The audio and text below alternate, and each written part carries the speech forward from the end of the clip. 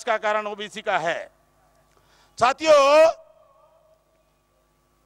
महाराष्ट्र में अगर फुले साहु अम्बेडकरवाद को खत्म करने का किसी ने काम किया तो कांग्रेस ने किया।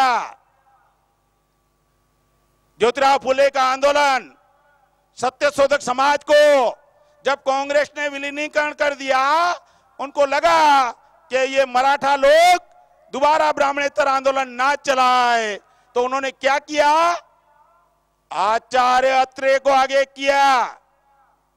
आचार्य अत्रे ने मराठा नाम का अखबार निकाला। मराठा को लगा अरे ये तो अपना ही अखबार है।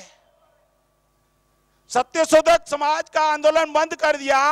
मराठा को लगा ये मराठा अखबार हमारा है, लग गया अत्रे के पीछे।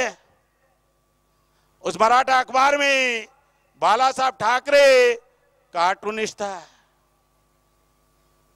मराठा का समर्थन मिला और अत्रे के जाने के बाद मार्मिक अखबार निकाला बाला साहब ठाकरे ने।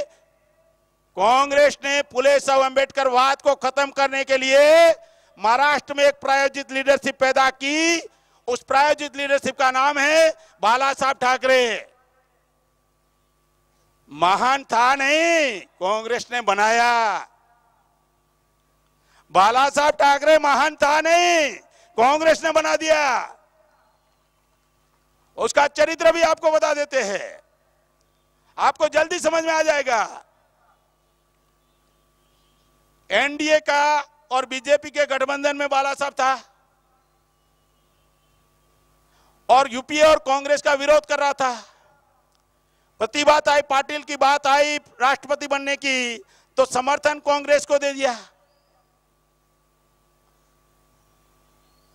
मुसलमानों का दिल्ली विरोध करता था, अब्दुल कलाम बनने की बात आई राष्ट्रपति की, तो समर्थन दे दिया। समझ में आया कि प्रतिभा पाटिल मराठी थी, उसका समर्थन किया। प्रणब मुखर्जी तो मराठी नहीं था। एनडीए का गठबंधन में बीजेपी का पार्टनर और प्रणब मुखर्जी कांग्रेस का, और समर्थन बाला साहब ठाकरे ने प्रणब मुखर्जी को दिया, कांग्रेस को दिया। मुझे समझ में नहीं आ रहा है, शादी एक के साथ, हनीमून दूसरों के साथ। बाला साहब ठाकरे महान था नहीं, कांग्रेस ने बनाया। महाराष्ट्र में किसी आरपीआई की नेता की हिम्मत नहीं है ये बोलने की। और हम लोग बहुजन मुक्ति पार्टी के सरफिरे लोग हैं, सरफिरे लोग हैं हम लोग।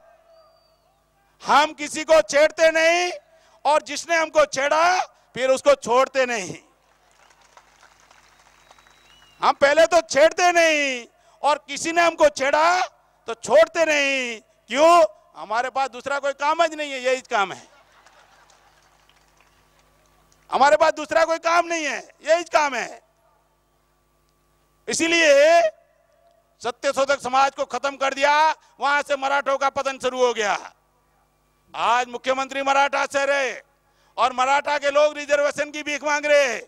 आपकी समस्या का समाधान क्यों नहीं हो रहा है? फिर मराठा मुख्यमंत्री, मराठा लोग भीख मांग रहे आरक्षण की।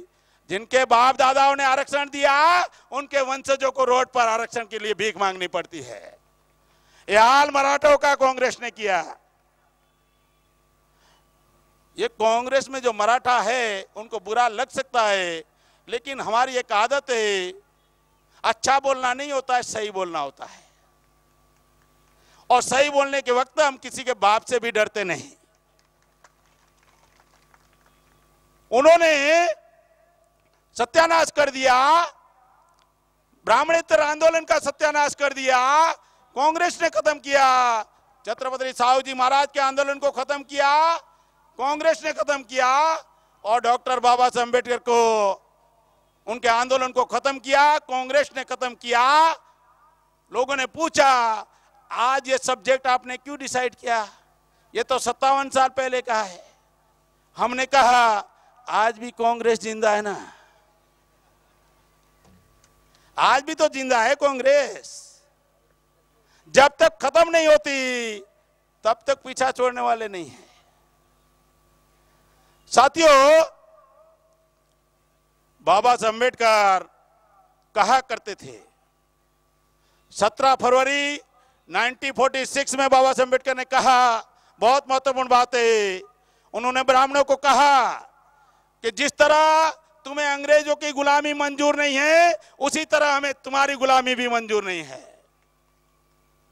तुम्हें अंग्रेजों की गुलामी मंजूर नहीं है, हमें तुम्हारी गुलामी मंजूर नहीं है। हम जानते हैं इस देश से अंग्रेज चले जाएंगे और सत्ता पर तुम काबिज हो जाओगे, हमारी गुलामी परमानेंट हो जाएगी। बाबा साहब कहते थे कि उनकी गुलामी हमें मंजूर नहीं है और हमारे पॉलिटिकल लीडर उनकी गुलामी, हमारे राजकीय नेता उनकी गुलामी समाज के अंदर थोप रहे। हमने सोचा अगर राजकीय नेता अगर गुलामी को समाज के ऊपर थोप रहे हैं तो समाज को ही जगह देते हैं। बंदोबस्त करो ऐसे नेताओं का जो समाज को गुलाम बनाने के लिए आपका इस्तेमाल कर रहे हैं। ऐसे नेताओं का बंदोबस्त समाज नहीं करेगा तो बहुजन मुक्ति पार्टी करेगी, बहुजन मुक्ति पार्टी करेगी। साथियों, सबसे बाबा साहब अम्बेडकर की हत्या से सबसे बड़ा अगर कोई नुकसान हो गया तो इस देश के